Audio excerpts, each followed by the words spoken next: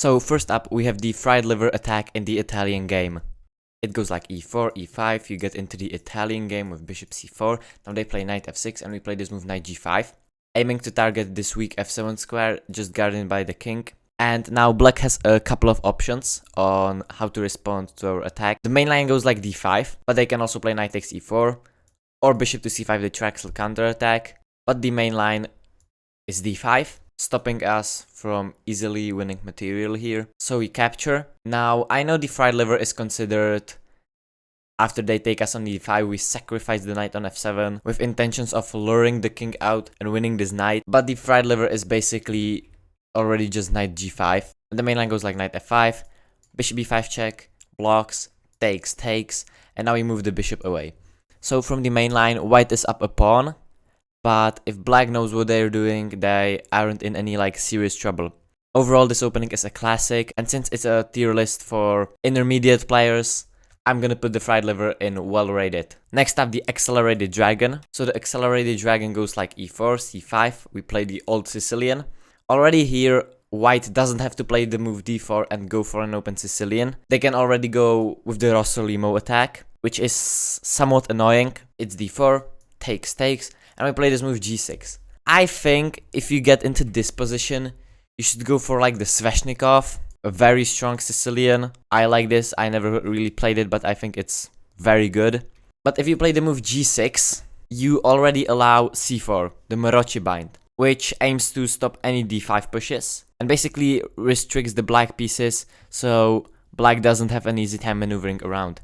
So the main line goes like bishop g7, we just develop a few pieces, and now we will have to just maneuver around white's massive center. However, if white doesn't play the Maroczy, and they just develop normally, they will very quickly get in some trouble. Now we castle, and after the move queen d2, we are already better after the move d5. Because in the normal dragon, you also go for the move d5, but you already spent a tempo on the move d6. Here we are just up a tempo, and our position is actually very nice. I wouldn't necessarily play the accelerated dragon, and because it allows an easy Maroczy bind, I'm gonna put it into the overrated tier. Next up, we have its, in my opinion, better brother, the regular dragon Sicilian. Again, it's from the Sicilian, but we go d6.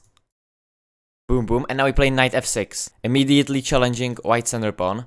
So they play knight f6, and now we go this move g6. The difference is, we didn't allow the Maroczy, but we also spent a tempo on the move d6. And the white has a strong line here, which goes bishop e3, bishop g7, f3, we castle, now like queen d2.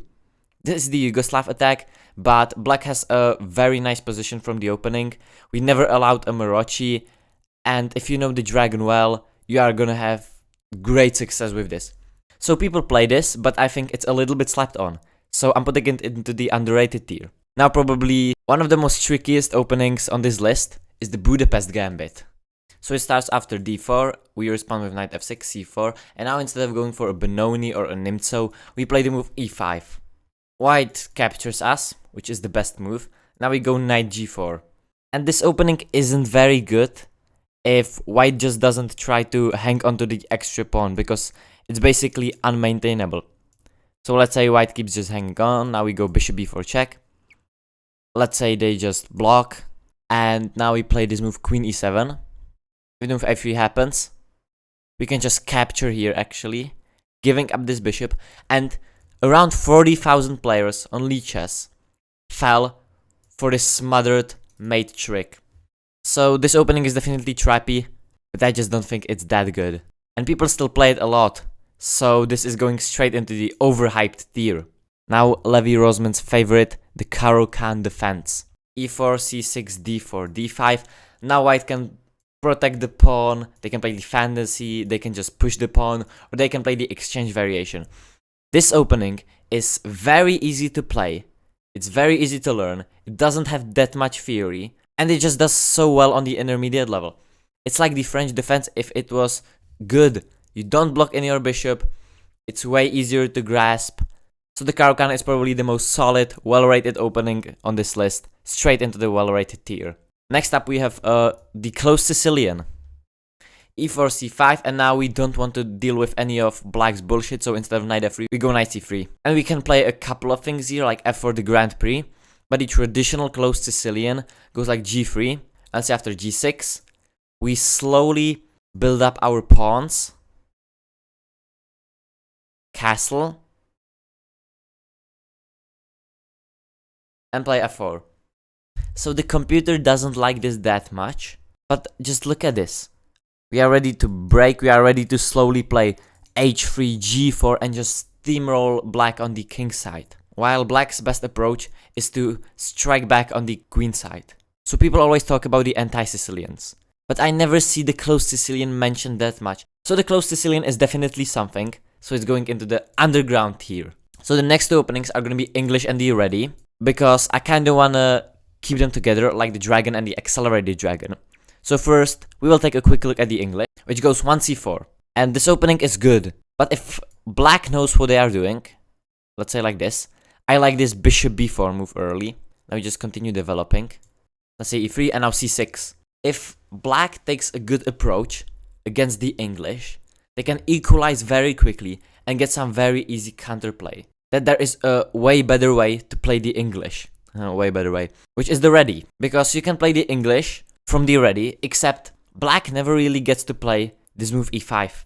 So if they play d5, you can even play a Reti gambit, which scores very well. You can play the quiet system, which is straight up aiming for the English. So let's say black just develops, and now we kind of have an English. Except black has played d5, but this is way more solid, and black doesn't have that much of an easy time just counterattacking. It's solid, it's good, it wins a lot. So these two brothers, the English is going into the overrated tier, but the Reti is going into the underrated tier.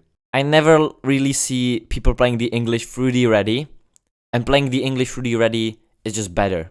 So next there is an opening, very good for beginners, and I used it up until I was like 1100. We are talking, of course, about the Ponziani, which goes e4, e5, knight f3, knight c6, and now c3. Aiming to very quickly break into the center. There is also this trap. And now they play the move d6, they are just lost, because we check them, and there is no way to block this pawn.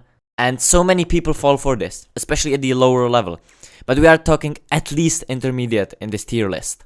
So if black is an experienced e5 player, they will kinda know what to do against the Ponziani. They will just strike back any center right away. And now the white position isn't as easy as before. We tried to build up, but we immediately got struck back. So if this was at the beginner tier, it would have been like so good. But I think as you climb up the rating ladder, the Ponziani just becomes bad. But not many people play this, to be fair, so it can't go into the overhyped tier, but there are still some people who play it. If you're a beginner, I would say, yeah, go for it. It's good, it's kinda trappy, because nobody knows the move d5. So it's going into the overrated tier. And the last opening for this part, I'm gonna talk a bit about the Catalan. It starts out with d4, knight f6, c4, now like e6, knight f3, boom, and now this g3 move. The Catalan is more of a setup, as Gotham Chess has said, because you can really play the Catalan against anything. This is the main line, and it's one of the most solid openings. It's good, but it's also theory heavy. Everybody knows it's good, but I would like to see an intermediate player dealing with the c6 position. Just completely shutting off the diagonal. Probably now the plan is to play like queen c2, knight c3 and just push for the center.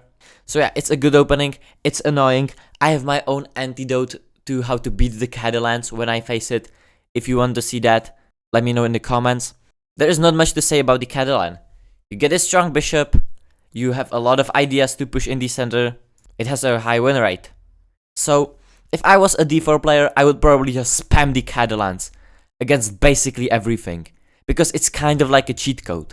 But if black doesn't play into the main line and plays some secret variation like the mine variation that I found, they can stand very well. So the Catalan is very solid, a lot of people play it, it's theory heavy, but we know all of that, we know it's good. So it's going into the well rated tier. So if you enjoyed this video, let me know if you want like a part 2. or any specific openings you want to talk about. The next videos I plan anti-Sicilian, basically how to